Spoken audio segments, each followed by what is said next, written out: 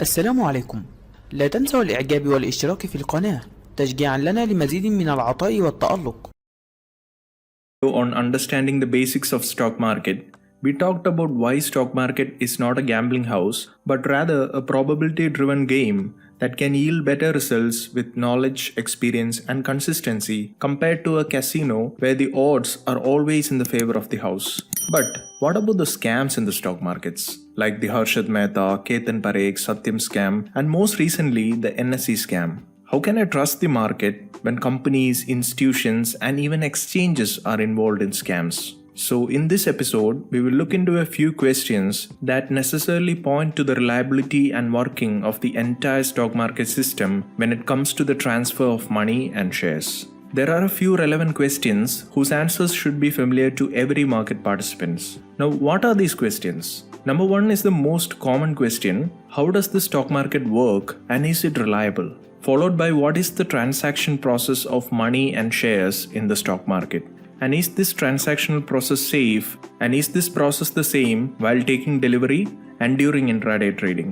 Yet another curious question is, how are millions of orders matched seamlessly in the stock market in a matter of seconds? And finally, how does the settlement process takes place, and why does it take T+1 days before it was T+2 days for settlement of shares? And why can't the settlement happen in T+0 days? Before we dive deep into finding answers to these questions, we need to understand the important players or the market participants who transact in the market, and we also need to make a note of the financial institutions that work towards achieving a reliable ecosystem for the transaction of money and shares. Depending on the amount of capital deployed or based on the capital available for trading and investing, and also the location from which they operate, the market participants can be classified into 5 groups. Number one are the retail participants, who are people like you and me transacting in the markets as the resident of the country with limited capital available for trading. The second groups are NRIs and OCIs. These are people of Indian origin but based outside India. In contrast to where they are from, the capital available for trading is limited. Then comes the domestic institutional investors or DIIs, which are large corporate entities based in India with much larger capital pool to work with. A classical example would be the LIC of India. Now the fourth category is also domestic corporations, specifically the asset management companies or AMCs. An example would be the mutual fund companies such as SBI Mutual Fund, HDFC AMC, etc. And finally, we have the foreign institutional investors and foreign portfolio investors, which are non-Indian corporate entities. This could be foreign asset management companies, hedge funds, or other investors who have large sums of money to deploy in the market. Now, these last 3 groups are called as smart money because these guys have the ability to move the prices due to the immense capital and information that they possess. Moving on, there are a few financial institutions that work together to make the stock market a better place for all the market players. Let's understand them from the perspective of a typical retail participant. The financial intermediaries includes banks, brokers, stock exchanges, depositories, clearinghouses, and the market regulator. We will see how each of these entities fits into the puzzle as we move on with the video. To start with, as a retail participant, you should have access to 3 accounts: a bank account, a trading account, and a demat account. Now the bank account is nothing out of the ordinary. You just have to open an account with any of the banks to deposit funds to be used for purchasing or selling shares. A trading account is something that you get when you sign up with a broker. Basically, a broker is an important financial entity that is a registered participant in the stock exchange. From the last video, we know what a stock exchange is. You can check that video out to learn more. In simple words, an exchange is a place where you can buy and sell shares of publicly listed companies. In India, there are 2 major stock exchanges, namely the National Stock Exchange or the NSE and the Bombay Stock Exchange or the BSE. It is only through a registered broker that you can transact in the stock market, or in other terms, you need the service of a broker to buy and sell shares. So they are like the middlemen between you and the exchange. Brokers are of different types. They may be discount brokers or full-time brokers, depending on the fees levied and the level of services that they provide. Anyway, when you register with a broker, you will get what is called as a trading terminal, which is an interface to buy and sell shares. We will make a detailed video on trading terminal later in this course. Now the third and most important account is the demat or the dematerialized account, which works like a locker or a safe where the shares you own are stored. Now back in the day it used to be a paper document or share certificate, but now it is completely in the electronic form. The depository is the financial institution that provides you with a demat account. Now there are two main depositories in India, namely NSDL and CDSL. The broker is also called as a depository participant and has the access to your demat information in order to release the shares when they are sold. Now once you have all the three accounts, you will be able to see them in your trading terminal itself. Now that you have a trading terminal, let us take a trade and see how all these financial institutions function in a step-by-step manner. Let's say you are an investor and you want to buy a few hundred shares of stock ABC. All you have to do is to select the stock, enter the number of shares, and you can even specify the price to buy depending upon the order type that you have opted for. For instance, if you don't care about which price you buy, you can select the market order, which will instantly fulfill all your orders at the current market price for the stock. Alternatively, if you want to buy the stock at a specific price, then you have to choose the limit order, and the order will be executed only if the market reaches your limit price. You will also have the option to select the exchange from which you want to buy, that is either the NSE or the BSE. Now once everything is selected correctly, you can hit the buy button. Now your job is done, unless you want to modify the order, either to change the position size or the buy price or cancel the order. For the moment, let's assume that you don't want to modify the order. If the market price is close to the price that you have typed in, then your order will be executed within seconds and you will receive a notification stating that the order placement was successful, or else you will see the order still pending execution. So what really happens at the back end of all this? Let's find out. When you place an order to buy or sell a stock, you might not think about where or how your broker will execute the trade. But where and how your order is executed can impact the overall cost of transaction, including the price you pay for the stock. To be frank, trade execution is not an instantaneous process. Many investors who trade through the online brokerage accounts assume they have a direct connection to the securities market, but they don't. When you push that enter key, your order is sent over the internet to your broker, who in turn send it for execution. Now, if you take the case of global stock markets, just as you have a choice of broker, your broker has different options to direct the incoming orders. There are at least 4 ways available for the broker to direct the incoming orders for execution. Markets, most of these methods are not legalized. Either way, we will still talk about them in brief for the sake of awareness when selecting the right brokers, especially if you are into trading forex markets. Now these methods includes number 1, the broker can direct your orders to the stock exchange, that is NSE or BSE. Exchanges here earn money by charging transaction fees on such orders. In contrast to this, in the US exchanges, the main source of income is from selling data feeds. So to generate more transactions and better quality data, they offer rebates to brokerage firms to attract order flow. These orders can be directed to floor traders on exchanges or a regional exchange, third market makers, or even to high-frequency trading firms. On most occasions, these firms will pay a fee for the privilege of executing a broker's order, which is known as a payment for order flow. Actually, this payment for order flow is not legal in India, and most brokers don't have this system in place in India. The problem is that it creates potentially unfair or opportunistic conditions at the expense of retail traders and investors. Here you can see a tweet by Zerodha CEO Nitin Kamath explicitly stating this on his Twitter handle, showing how transparent their systems are.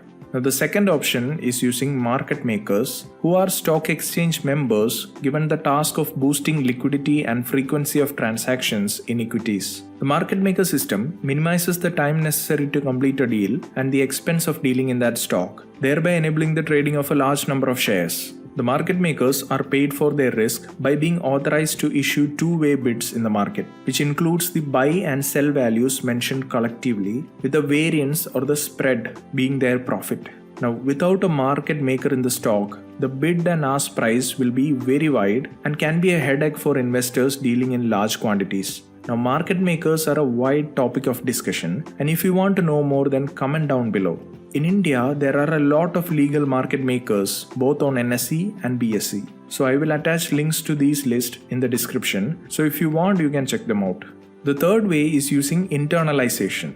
Now, internalization is when your broker decides to fill your order from the inventory of stocks your brokerage firm owns. Now, this can make for quick trade execution and is accompanied by your broker's firm making additional money on the spread. Now, this practice is unacceptable, and by doing this, brokers, instead of helping their clients, are ripping them from the inside.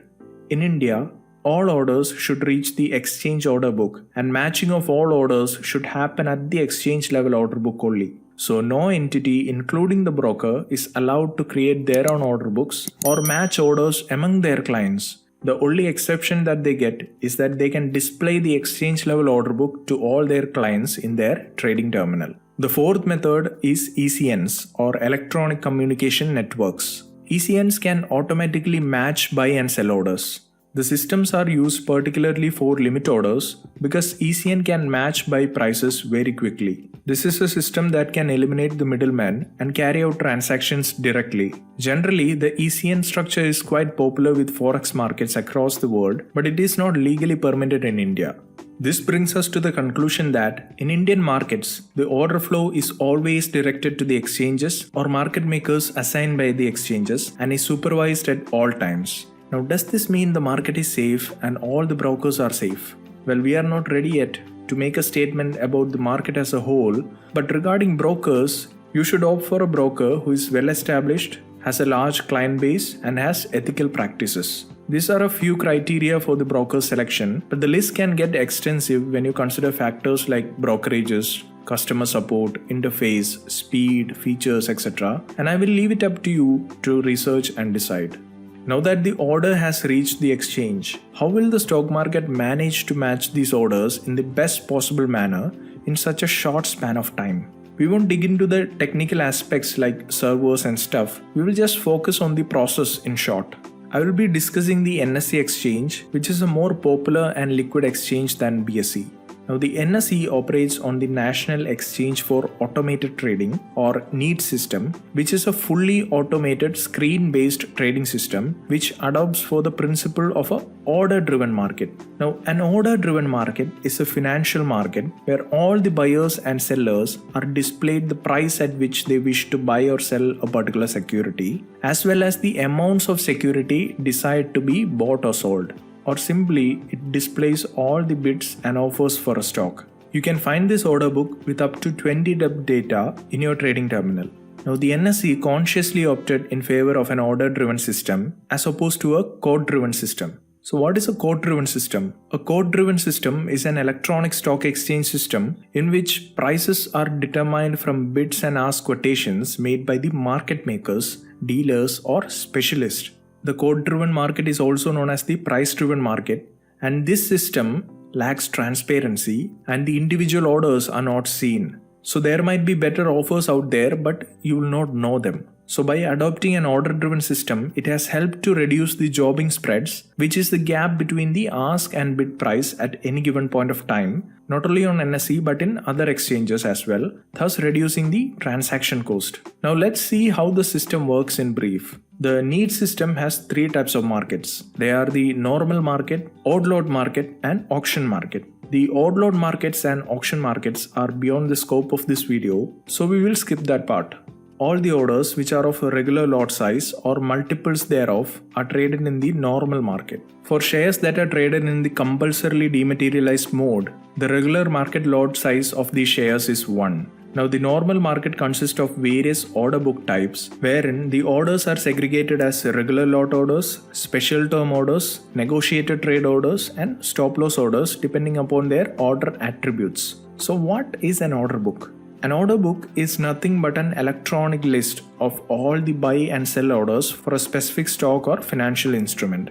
Every incoming order is first numbered and time-stamped on the receipt, and then immediately processed for a potential match. So every order has a distinctive order number and a unique timestamp on it, which makes every order unique. Now, if a potential match is found, then the orders are stored in different books. Orders are stored accordingly based on price time priority in various books in the following sequence: best price and within price by time priority. Now, what does this mean? Price priority means that if two orders are entered into the system, the order having the best price gets the higher priority. Time priority means if two orders of the same price are entered, the order that is entered first gets the higher priority. If we talk specifically about the equity segment, the equity segment has the following types of books: a regular lot book, special terms book, and stop loss book. The regular lot book, as you may have guessed, contains all regular lot orders that have no special conditions associated with them, like a market order. A regular order should have none of the following attributes or order types attached to it. Number 1 are all or none or AON orders, which is an order to buy or sell a stock that must be executed in its entirety or not executed at all. The second type are minimum fill orders, which allow the trader to specify the minimum quantity by which an order should be filled.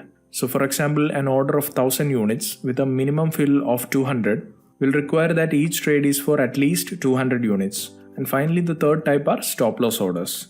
Now the second type of book is the special terms book, and as per the regulator guideline, the special term book is not currently available. The stop loss orders are stored in this book till the trigger price specified in the order is reached or surpassed. So when the trigger price is reached or surpassed, the order is released in the regular lot book and the normal matching process takes place. Now the stop loss condition is met under the following circumstances.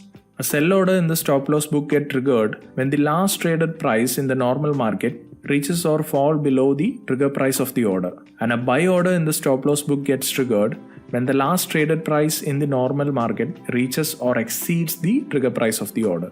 Now comes the interesting part. The order matching rules, or how are these orders matched? The best buy order is matched with the best sell order. If an order matches partially with another order, it can result in multiple trades. For order matching, the best buy order is the one with the highest price and the best sell order is the one with the lowest price. تعمل ايه؟ بدور على ناوي، لو ناوي على ريل استيت يبقى ناوي، لو ناوي يبقى نقول مبروك. This is because the system views all the buy orders available from the point of view of a seller and all the sell orders from the point of view of buyers in the market. So of all the buy orders available in the market at any point of a time, a seller would obviously like to sell at the highest possible buy price that is offered. Hence the buy order is the order with the highest price, and quite the opposite, the best sell order is the order with the lowest price. For example, a trader A placed a buy order for 100 shares at 100 rupees per share, while trader B placed the same order for 98 rupees per share, and yet another trader C placed a buy order for the same quantity at 102 rupees per share. Here 102 is the best buy order with the highest price available, and it will be executed at the earliest. If there is no particular seller willing to sell 100 shares for 102 rupees, then multiple orders from different sellers will be matched to fulfill the order of 100 shares. The same goes with the sell side, where the lowest price available is the best sell order and is executed at the earliest. Now the traders can proactively enter orders into the system, which will be displayed in the system till the full quantity is matched by one or more counter orders, and it will result in trades. This is the case when we use limit orders for trade execution. Alternatively, traders can be reactive and put in orders that match with the existing orders in the system. This is what happens when you are deploying a market order. Now the orders lying unmatched in the system are called as passive orders, and the orders that come in to match the existing orders are called as active orders. The orders are always matched at the passive order price, and this ensures that the earlier orders get priority over the orders that come in later. Now the order matching process is the same for intraday and delivery trades, but when it comes to intraday trades, you don't get shares in your demat account. In fact, you don't actually need a demat account for intraday trading. This is because intraday trading does not involve the delivery of shares. This eliminates the need to have a demat account entirely. But since most brokers provides all three accounts free of charge, we just take it. So there is not much discussion as to the intraday settlement of shares, but when it comes to money, the profits made in intraday trading are credited in T+1 days. This means that the next day when the market session ends, you will receive your intraday profits for the current day or the 10th day. That leaves us with delivery trades where you own a stock and it arrives in your demat account. Let's check if this process is foolproof. Now, have you ever wondered how exactly your trade is settled? You bought some securities, but how do they get into your demat account? There is actually a back-end process with the stock exchange known as the clearing process, by which all the financial trades are settled on a timely basis, that is the transfer of funds to the seller and securities or shares to the buyer. A specialized organization responsible for clearing and settling of all trades, which is known as the clearing house or the clearing corporation. This entity validates the availability of proper funds and shares and ensures the delivery of security and funds to the buyer and seller respectively. So if the trades are not cleared timely, it can result in settlement risk, which can lead to the loss of capital or money. So all the trades placed through NSE are cleared through the National Securities Clearing Corporation Limited or NSCCL, which is now renamed as the NSE Clearing Limited. It is the clearing and settlement agency for all the trades placed and executed on National Stock Exchange.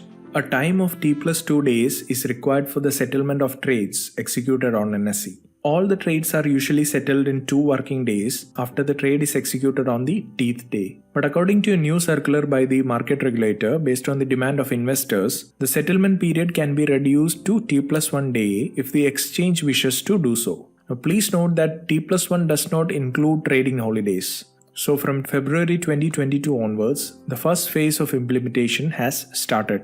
Now I will provide the link to the circular and also the list of stocks which are enabled with T+1 settlement. But the question still remains, how does the clearing process happen and why does it take a day for the share to be projected in my Demat account? And can the clearing corporation actually default? Let's take a look at the processes first. The first step is trade recording.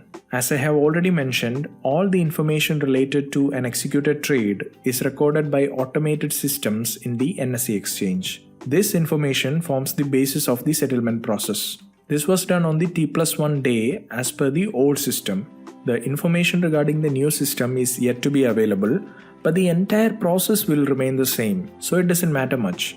So bear with me as I will be taking the case of T+2 settlement. Now for the settlement, the trade details are first forwarded to the clearing house from the exchange. The clearing house then notifies the detail of the trade to the clearing members and custodians, who are actually members of the clearing corporation and who clear and settle deals through the clearing corporation. Now the members includes banks and depositories. Instructions are forwarded to the clearing banks to arrange funds for the trade settlement to pay in time to the seller. A similar instruction is sent to the depository, which can be NSDL or CDSL, to arrange for the security for buyers. The second step is the pay-in of funds and securities. A pay-in phase is started after that, where the depository and the clearing bank must pay in the securities and funds respectively for clearing and settlement. And by chance, if the depository is not able to pay in securities due to excessive short selling of a particular stock, the entire process might take T+3 days. Because an auction window is open for buying of securities during the market hours on the T+2 day itself, so that the entire settlement process can be completed on the T+3 day. So I'll make a video on auction market soon. Now after the pay-in phase is completed, all the securities and funds required for the settlement are successfully paid in with the clearing house, and then a payout phase is started where the securities and funds are paid out to the respective depository and clearing bank. The depository and clearing banks then inform the custodians or clearing members as applicable, and the settlement procedure involves allocating the delivery of securities to arrive at the exact delivery and receipt obligations of fund, and the complete payout process is executed on the T+2 day. Now since securities are dematerialized, it has significantly reduced the settlement time by using electronic modes of transfers wherever possible, with minimum human intervention to make the process precise and fast.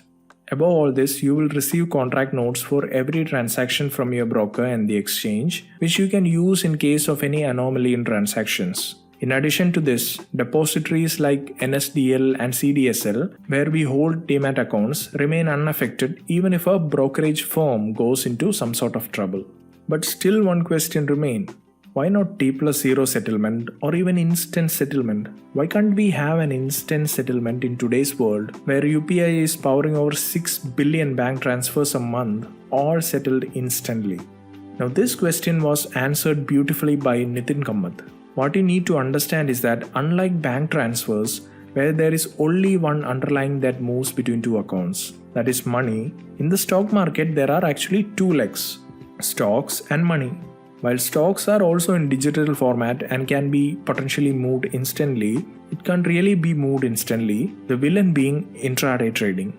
The majority of trading volume on stock market is from intraday traders who are buying and selling stocks without taking or giving delivery of a stock. So if you did buy shares of a company from an intraday trader on the exchange, he might not have any shares to instantly transfer to your demat account. Now typically, this intraday trader will exit his position before the end of the day, and the obligation to deliver the stock will eventually land with someone who actually holds the stock. At the end of the day, all such buy and sell obligations are crystallized. Brokers transfers the stock and money to the clearing corporation that settles the transaction. While instant settlement is impossible, even T+0 settlement is extremely tough considering the time required for brokers to crystallize the obligations and then hand them over to the clearing corporations to settle. I hope things are very obvious. So, are stock markets safe? Actually, we are not done yet. There is one body that oversees all the market activities. This statutory regulatory body supervises the entire stock market system, from traders to exchanges, and prohibits insider trading, fraudulent and unfair trading practices related to the securities market. This body is none other than SEBI. So, to answer the question one last time, is the stock market safe? My answer would be yes when it comes to the infrastructure on top of which all these systems are built. But is it perfect? I would say no, because there can be loopholes in any system and it only comes to light when someone uses it for an unfair advantage. But that is how a system learns and improves, by trial and error. And is your money and shares safe when the transaction happens? My answer would be yes, because the systems put in place are quite strong, but it is just a matter of time that a big fraud comes up, as with the NSE Yogi scam, that can make you doubt the integrity of the people and the system. But they can't fool you forever. For the meantime, this is all we have got, and it works day in and day out. Understanding the fundamental process behind the market can ensure you to confidently invest your money for a longer time. So stop fearing the markets, start learning,